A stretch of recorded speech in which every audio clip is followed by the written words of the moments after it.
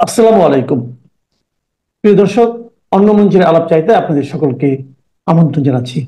গত বছরের 5ই আগস্ট থেকে ভারতের দিল্লিতে আছেন বাংলাদেশের সাবেক প্রধানমন্ত্রী শেখ হাসিনা। নিরাপত্তার স্বার্থে ভারত সরকার তার অবস্থান সম্পর্কে কোনো তথ্য প্রকাশ করেনি।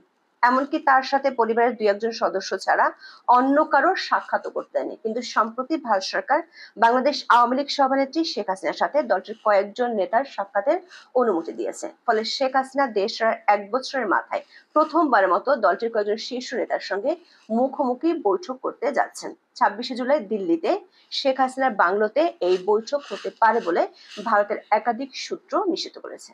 ধারণা করা হচ্ছে, জুলাই হত্যাকাণ্ডের সাথে জড়িত থাকার অভিযোগে এবং দায়েরকৃত মামলাগুলোর মোকাবেলা এবং সম্প্রতি গোপালগঞ্জে সংঘটিত হত্যাকাণ্ড ও মানবাধিকার লঙ্ঘনের বিষয়টি আন্তর্জাতিক পরিমণ্ডলে প্রচার এবং দলের ভবিষ্যৎ কর্মপরিকল্পনা সম্পর্কে এই বৈঠকে আলোচনা হতে পারে। বিস্তারিত জানতে চলুন যাওয়া যাক বিশ্লেষণে। জুলাই আন্দোলনে গত বছরের 5ই আগস্ট ক্ষমতা হারায় আওয়ামী লীগ। দলটি 2009 সাল থেকে একটানা বাংলাদেশের ক্ষমতার কেন্দ্রে ছিল। 5ই আগস্ট শেখ হাসিনা দেশ ছেড়ে চলে যান ভারতে। সে সময় তার কাছে ছিল লাল পাসপোর্ট। পরে বাংলাদেশের অন্তর্বর্তী সরকার তার সেই লাল পাসপোর্ট বাতিল করে। ভারত সরকার আনুষ্ঠানিকভাবে জানিয়েছিল শেখ হাসিনা ভারত সরকারের রাষ্ট্রীয় অতিথি হিসেবে দেশটিতে আছেন। বাংলাদেশের পররাষ্ট্র মন্ত্রণালয় থেকে শেখ হাসিনাকে ফেরত চেয়ে নোট ভারবালো পাঠানো হয়েছিল, কিন্তু ভারত সরকার তার কোনো উত্তর দেয়নি। এর মধ্যে শেখ হাসিনা দিল্লি থেকে সামাজিক মাধ্যমে প্রায় বক্তব্য দেন, বিশেষ করে দলীয় নেতা কর্মীদের উদ্দেশ্যে বক্তব্য দিয়ে থাকেন।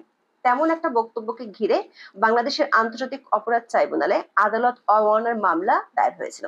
মামলাটিতে আদালত শেখ হাসিনাকে 6 মাসের কারাদণ্ড দিয়েছেন। শেখ হাসিনা এমন বক্তব্য দেওয়ার বিষয়টি নিয়ে বাংলাদেশের অন্তর্বর্তী সরকারের প্রধান উপদেষ্টা অধ্যাপক মোহাম্মদ ইউনূস ভারতের প্রধানমন্ত্রী নরেন্দ্র মোদীর সাথে সাক্ষাতে তুলে ধরেছিলেন। কিন্তু ভারত সরকারের পক্ষ থেকে সামাজিক মাধ্যম ব্যবহারের স্বাধীনতায় দেশটি হস্তক্ষেপ করা সম্ভব নয় বলে জানানো হয়েছিল। এর মধ্যে বাংলাদেশের অন্তর্বর্তী সরকার বহুবার করবে না করবে বললেও শেষ পর্যন্ত আওয়ামী লীগের কার্যক্রম নিষিদ্ধ করেছে। অভিযোগ আছে, সরকার সমর্থক কিংস পার্টির নেতাদের খুশি করতে দেশি বিদেশি বিরোধিতা সত্ত্বেও ডক্টর ইউনূস প্রশাসন আওয়ামী লীগের কার্যক্রমে নিষেধাজ্ঞা আরোপ করে। শেখ হাসিনা দিল্লিতে থাকলেও ভারত ও আন্তর্জাতিক গণমাধ্যমগুলোর খবরে বলা হয়েছে তিনি বেশ কড়া নিরাপত্তার মধ্যে আছেন। এমনকি তার নিরাপত্তার স্বার্থে ভারত সরকার তার অবস্থান সম্পর্কে সুনির্দিষ্ট কোনো তথ্য প্রকাশ করেনি। এমনকি তার সাথে কারো দেখা সাক্ষাতেও ছিল কড়াকড়ি। শেখ হাসিনা দেশ ছাড়ার সময় তার সঙ্গী ছিলেন ছোট বোন শেখ রেহানা। আবার বিশ্ব স্বাস্থ্য সংস্থার আঞ্চলিক প্রধান হওয়ার সুবাদে শেখ হাসিনার মেয়ে সাইমা ওয়াজেদ পুতুল আগে থেকেই দিল্লিতে ছিলেন। সূত্রগুলো বলছে, গত ঈদ উল আজহার সময় দিল্লিতে যান শেখ হাসিনার মার্কিন প্রবাসী পুত্র সজীব ওয়াজেদ জয়। তিনি সেখানে 7 দিনের মতো তার মায়ের সাথে কাটিয়েছেন। সজীব ওয়াজেদ জয় এর আগে বাংলাদেশি পাসপোর্ট ব্যবহার করতেন, কিন্তু বাংলাদেশের অন্তর্বর্তী সরকার তার পাসপোর্ট বাতিল করায় তিনি সম্প্রতি যুক্তরাষ্ট্রের নাগরিকত্ব নেন। মার্কিন পাসপোর্ট নিয়ে তিনি দিল্লিতে মায়ের সাথে দেখা করতে গিয়েছিলেন।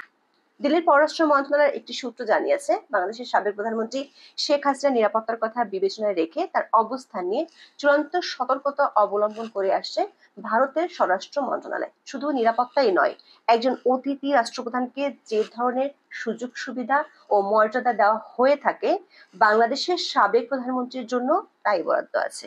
নিয়মিত তার স্বাস্থ্য পরীক্ষা করা হয়। প্রধানমন্ত্রী থাকাকালে তার চোখের চিকিৎসা হয়েছিল যুক্তরাজ্যে, আর কানের চিকিৎসা হয়েছিল যুক্তরাষ্ট্রে।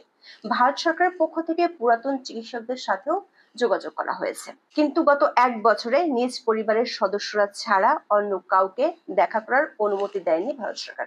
তবে সম্প্রতি ভারত সরকারের পক্ষ থেকে এ বিষয়ে সবুজ সংকেত মিলেছে। সম্প্রতি তার সাথে তার বেশ কয়েকজন ঘনিষ্ঠ আত্মীয় দেখা করেছেন। এদের মধ্যে শেখ হেলাল উদ্দিন ও শেখ ফজলুল করিম সেলিম এবং হাসনাত আবদুল্লাহ আছেন বলে নিশ্চিত হওয়া গেছে। দিল্লির সূত্রগুলো থেকে জানা গেছে, 26শে জুলাই শনিবার ভারতে অবস্থানকারী আওয়ামী লীগের কয়েকজন নেতা শেখ হাসিনার সাথে সাক্ষাৎ করবেন। এরই মধ্যে শেখ হাসিনা যে বাংলোতে থাকেন সেই বাংলোতে তার জন্য একটি অফিস বরাদ্দ করা হয়েছে ভারত সরকারের পক্ষ থেকে। ভারতের স্বরাষ্ট্র মন্ত্রণালয়ের উচ্চপদস্থ কয়েকজন কর্মকর্তা বাংলাদেশের সাবেক এই প্রধানমন্ত্রীর অফিসের কাজকর্ম দেখভাল করেন। আওয়ামী লীগের একটি সূত্র জানিয়েছে, আওয়ামী লীগের নেতাদের মধ্যে এখনো পর্যন্ত শুধুমাত্র সাবেক স্বরাষ্ট্রমন্ত্রী আসাদুজ্জামান খান কামাল শেখ হাসিনার সঙ্গে দেখা করার সুযোগ পেয়েছিলেন। ঢাকায় আন্তর্জাতিক অপরাধ আদালতে একই মামলায় অভিযুক্ত শেখ হাসিনা ও আসাদুজ্জামান খান কামাল। সেই মামলার শুনানি শুরু হয়েছে। সাবেক আইজিপি কে এই মামলায় রাজসাক্ষী করা হয়েছে। জানা গেছে, এই মামলা নিয়ে আলোচনার জন্য সাবেক স্বরাষ্ট্রমন্ত্রীকে দেখা করার অনুমতি দেওয়া হয়। গত বছরের 5ই আগস্টের পর থেকে আওয়ামী লীগের অনেক নেতাই ভারতে আছেন। তাদের অনেকেই দিল্লিতে গিয়ে শেখ হাসিনার সঙ্গে দেখা করার চেষ্টা করেছিলেন, কিন্তু তখন অনুমতি পাননি। সূত্রগুলো বলছে, টেলিফোনে অনেকের সঙ্গে কথা বলেন শেখ হাসিনা, যদিও সেই সংখ্যা সীমিত। আওয়ামী লীগে সভাপতি, সাধারণ সম্পাদক মিলে 81 জনের সম্পাদক মণ্ডলী আছেন। তাদের 9 জন প্রেসিডিয়াম সদস্য। তবে শেখ হাসিনা ও সাধারণ সম্পাদক ওবায়দুল কাদের বাদে এখন ভারতে আছেন মাত্র 2 জন প্রেসিডিয়াম সদস্য। তাদের একজন AHM খায়রুজ্জামান লিটন, তিনি ভারতে থাকলেও তাকে দলের কাজে যুক্ত করা হয়নি পার্টির অভ্যন্তরীণ বিরোধিতার কারণে। আর একজন প্রেসিডিয়াম সদস্য হলেন মুক্তিযোদ্ধা মোফাজ্জল হোসেন চৌধুরী মায়া। প্রেসিডিয়ামের পরে আছেন সম্পাদক মণ্ডলী। সেই কমিটির সদস্য 35 জন। তাদের মধ্যে 27 জন ভারতে আছেন বলে জানা গেছে। এছাড়া কেন্দ্রীয় কমিটির সদস্য আছেন 27 জন। তাদেরও হাতে গোনা কয়েকজন ভারতে আছেন। শীর্ষ নেতাদের কতজন শেষ পর্যন্ত শেখ হাসিনার সাক্ষাৎ পাবেন তা সুনির্দিষ্টভাবে জানা যায়নি। গত 25শে ফেব্রুয়ারি দৈনিক প্রথম আলোতে প্রকাশিত একটি খবরের শিরোনাম ছিল, কলকাতা, লন্ডন ও নিউ ইয়র্কে আওয়ামী লীগের নেতাদের বিলাসী জীবন। ওই খবরে বলা হয়, আওয়ামী লীগের সাধারণ সম্পাদক ও সাবেক সড়ক পরিবহন ও সেতুমন্ত্রী ওবায়দুল কাদের এবং সাবেক স্বরাষ্ট্রমন্ত্রী আসাদুজ্জামান খান কামাল আছেন কলকাতার অভিজাত রাজারহাট নিউ টাউন এলাকায়। আওয়ামী লীগের সভাপতি মণ্ডলীর সদস্য জাহাঙ্গীর কবির নানক পূর্ব কলকাতার সল্ট লেকে থাকেন। সাবেক পাট ও বস্ত্রমন্ত্রী নানকের সঙ্গে তার স্ত্রী, মেয়ে ও জামাতা থাকেন। আওয়ামী লীগের যুগ্ম সাধারণ সম্পাদক ও সাবেক সংসদ সদস্য আফামা বাহাউদ্দিন নাসিম স্ত্রীকে নিয়ে থাকছেন কলকাতার আরেক আবাসিক এলাকা তফসিয়ায়। সাবেক সংসদ সদস্য আলাউদ্দিন আহমেদ চৌধুরী নাসিম থাকেন কলকাতার টাটা হাউজিং অ্যাভিনিউতে।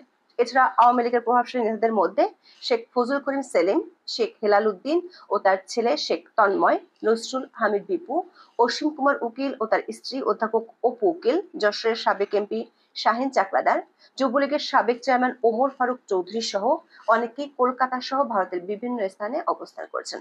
সাবেক শিক্ষামন্ত্রী মহিবুল হাসান চৌধুরী নফেল কলকাতায় ভাড়া বাসায় থাকছেন। তার ব্রিটিশ বংশোদ্ভূত স্ত্রী ও 2 মেয়ে লন্ডনে থাকতেন। সম্প্রতি নফেল তাদের কলকাতায় নিয়ে যান। আওয়ামী লীগের যুগ্ম সাধারণ সম্পাদক মাহবুব উল আলম হানিফ দিল্লিতে অবস্থান করছেন। শেখ হাসিনার সাবেক প্রতিরক্ষা উপদেষ্টা তারিক আহমেদ সিদ্দিক কলকাতা থাকেন। ভারতে নিজের বাড়িতে থাকছেন আওয়ামী লীগের নেতা আবুল হাসান আব্দুল্লাহ ও তার ছেলে বরিশাল সিটি কর্পোরেশনের সাবেক মেয়র সেনিবাদ সাদিক আব্দুল্লাহ।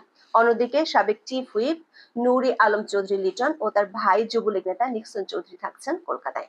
গত 7ই ফেব্রুয়ারি বিবিসি বাংলাতে প্রকাশিত এক খবরে বলা হয়েছে, বিভিন্ন সূত্র থেকে বিবিসি বাংলা জানতে পেরেছে, আওয়ামী লীগের প্রথম সারির বা ক্যাটাগরি 1 এর নেতাদের মধ্যে অন্তত 200 জন পশ্চিমবঙ্গে আছেন। এই শ্রেণীর নেতাদের মধ্যে যেমন আছেন দল ও সাবেক সরকারের শীর্ষ পদাধিকারী এবং মন্ত্রীরা, তেমনই আছেন প্রায় 70 জন সংসদ সদস্য। সূত্রগুলো বলছে, বাংলাদেশে হিন্দু সম্প্রদায় আওয়ামী লীগ নেতাকর্মীদের উপর নির্যাতন, বিশেষ করে গোপালগঞ্জের সংগঠিত হত্যাকাণ্ডের বিষয়টি আন্তর্জাতিক পরিমণ্ডলে ভালোভাবে প্রচার করতে চায় আওয়ামী লীগ। গোপালগঞ্জে সরকার সমর্থক কিংস পার্টি এনসিপি সমাবেশকে ঘিরে আইন শৃঙ্খলা বাহিনীর সদস্যরা বিক্ষোভকারীদের উপর গুলি চালিয়েছিল। ওই ঘটনায় 5 জন মারা যায়। বাংলাদেশের মানবাধিকার সংস্থা আইন ও সালিশ কেন্দ্র তাদের প্রাথমিক অনুসন্ধানে গোপালগঞ্জে গুরুতর মানবাধিকার লঙ্ঘনের প্রমাণ পেয়েছে। এ নিয়ে গণমাধ্যমে খবরও প্রকাশিত হয়েছে। আওয়ামী লীগের পক্ষ থেকে এই বিষয়টিকে কেন্দ্র করে আন্তর্জাতিক পরিমণ্ডলে বাংলাদেশের অন্তর্বর্তী সরকারের বিরুদ্ধে শক্ত জনমত গড়ে তুলতে চায়। সেটি নিয়ে দলের নেতাদের দিক নির্দেশনা দিতে পারেন বাংলাদেশের আদালতে অভিযুক্ত সাবেক প্রধানমন্ত্রী শেখ হাসিনা। তবে আওয়ামী লীগ নেতাদের পক্ষ থেকে ভিন্ন নামে গোপালগঞ্জের ইস্যুটিকে নিয়ে দিল্লিতে একটি সংবাদ সম্মেলনের আয়োজন করা হয়েছিল, কিন্তু ভারত সরকারের আপত্তিতে শেষ পর্যন্ত ওই সংবাদ সম্মেলনটি বাতিল করা হয়। এখন এই পর্যন্ত। সবাই ভালো থাকুন, সুস্থ থাকুন, নিরাপদে থাকুন।